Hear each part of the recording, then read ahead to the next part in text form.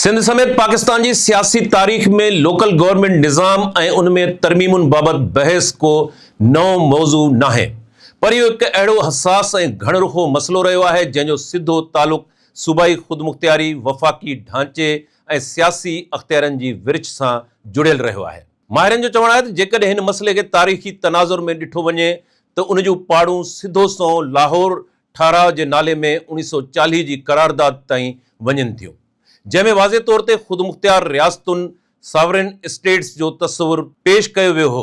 करारदाद मकासिद और रियासती ढांचे में तब्दीली। पाकिस्तान के क़याम का थोड़े ही अरसे बाद मुल्क के पहरे वज़ीर आज़म लियाकत अली खान पारां ऑब्जेक्टिव रेजोल्यूशन करारदाद मकासिद वारो ठाराव पेश किया वियो, जैके केतराई तजिए निगार 1940 वारे करारदाद की असल रूह का इनराफ करार देन था। सियासी मुबसरन मूजिब इन कदम से वफाक बदरां एक वधीक मरकजी रियासती ढांचे ॾांहुं वाट हमवार थी, जंहिंजो असर बाद में सूबाई अख्तियारन ते बि पियो। आमिरियती दौर और लोकल गवर्नमेंट जो इस्तेमाल। पाकिस्तान में लोकल गवर्नमेंट निज़ाम के घणो करे आमिरियती हुक्मरानन पंहिंजे सियासी ज़रूरतुन लाइ इस्तेमाल कियो। सदर अयूब खान पंहिंजे हुकूमती दौर में बुनियादी जमहूरियतुन जे नाले ते बेसिक डेमोक्रेसीज़ BD सिस्टम मुतारिफ करायो, जंहिं तहत चूंडियल काउंसलरन के इलेक्टोरल कॉलेज जो दर्जो ॾिनो वियो। उन्हीं नुमाइंदन के जरिए 1965 की सदारती चूंडुन में फातिमा जनाह के मुकाबले में अयूब खान पंहिंजी कामयाबी यकीनी बनाई। जनरल याह्या खान और पोए जनरल ज़ियाउल हक पिण लोकल गवर्नमेंट के एक सियासी औजार तौर इस्तेमाल कियो, जॾहिं असल अख्तियार मरकज़ वटि रहा। जनरल परवेज़ मुशर्रफ पंहिंजे दौर में डेवल्यूशन प्लान तहत ज़िले हुकूमतुन जो निज़ाम आंदो, जंहिंखे सरकारी तौर अख्तियारन जी हेठी सतह ताईं मुंतकिली चयो वियो, पर केतरन नुकादन मूजिब इहो कदम सूबन के कमज़ोर करण जो सबब बणियो। अरबाब गुलाम रहीम की हुकूमत में भी गैर जमहूरी हथकंडा इस्तेमाल किया विया। हैदराबाद ज़िले के टोड़े नवा ज़िला कायम किया विया। सिंध में पीपल्स पार्टी की हुकूमत में 2012 दौरान लोकल गवर्नमेंट कानून में तरमीम करे एक बिटो बल्दियाती निज़ाम मुतारिफ करायो वियो, जंहिं खिलाफ सजी सिंध में शदीद अवामी रद्द-ए-अमल साम्हूं आयो। सियासी पार्टियुनि, कॉम्प्रस धुरियुनि ऐं सिविल सोसाइटी उनके सिंध की वहदत खिलाफ तफरीक ते बदल निज़ाम करार ॾींदे एहतजाजी तहरीक हलाई, जंहिंखां पोइ हुकूमत के इन कानून ते नज़रसानी करणी पई ऐं इहो कारो कानून वापसि वरितो वियो। सिंध के शहरन ख़ास तौर ते कराची की सियासत में MQM जहिड़ियूं जमायतूं डिघे अरसे खां लोकल गवर्नमेंट के बाख्तियार बनाइण जूं हामी रहियूं आहिनि। तनकीद कंदड़नि जो मौक़िफ़ आहे त माज़ी में जॾहिं बि अहिड़नि इदारनि खे अख्तियार मिलिया तो उहे हेठी सतह ताईं मुंतकिल थियण बदिरां सेंट्रलाइज़ थी विया ऐं मुख़्तलिफ़ तकरारनि जहिड़ो शहरी ज़मीनुनि, चाइना कटिंग वसीलनि जी विरछ में इख़्तिलाफ़ पैदा थिया।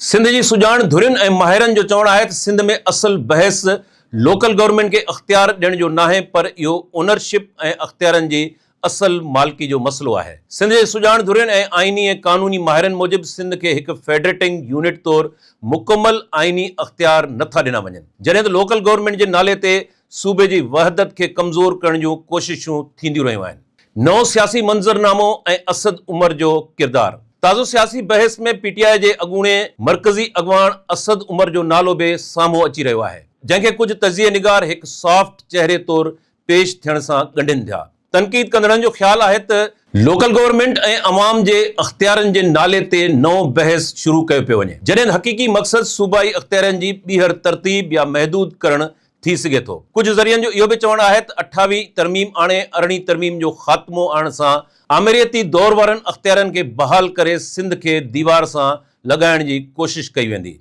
कुदरती वसीलन सां मालामाल सिंध तारीख़ी तौर ते एक रिसोर्स लैंड रही है, जितां कोयलो, तेल, गैस ऐं ॿियनि मादनी खजाननि जो हर दौर में इस्तेसाल थींदो रहियो आहे, पर अफ़सोस जो उन्हनि वसीलनि जो हक़ीक़ी फ़ाइदो सिंध जे माण्हुनि ताईं न पहुतो आहे। वसीलनि जी दौलत हूंदे बि हिते जी आवाम के बुनियादी हक़नि खां महरूम रखियो वियो आहे। तरक़ी ऐं ख़ुशहाली जा ख़्वाब सिर्फ़ दावाउनि ताईं महदूद थी विया आहिनि।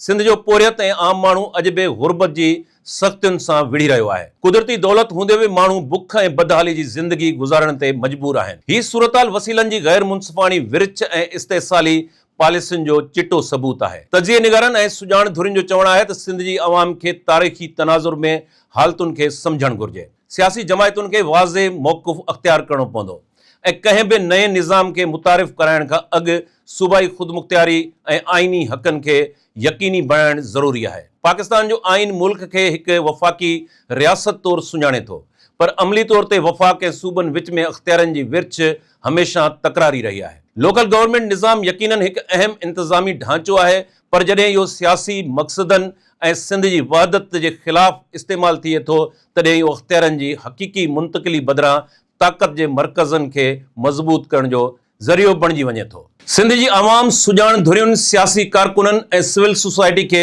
हाणे ख़बरदार थियण जी ज़रूरत आहे। वक़्त जी ज़रूरत आहे त सभई पंहिंजा गिरोही इख़्तिलाफ़ विसारे गॾिजी हिकु मज़बूत आवाज़ बणिजनि। नाम निहाद लोकल गवर्नमेंट जी तरमीमी निज़ाम जे नाले में हलंदड़ रिथाउनि खे सम्झणु ज़रूरी आहे। इहे रिथाऊं सिंध जी वहदत ख़िलाफ़ घणरुखी साज़िशुनि जो हिसो बि थी सघनि थियूं। उन्हनि हालतुनि में गॾियल इज्तिमाही फ़हम पैदा करणु वक़्त जी अहम ज़रूरत आहे। सिर्फ़ जज़्बात न, पर संजीदा ऐं घणरुखी हिकमत अमली अख़्तियार करणी पवंदी।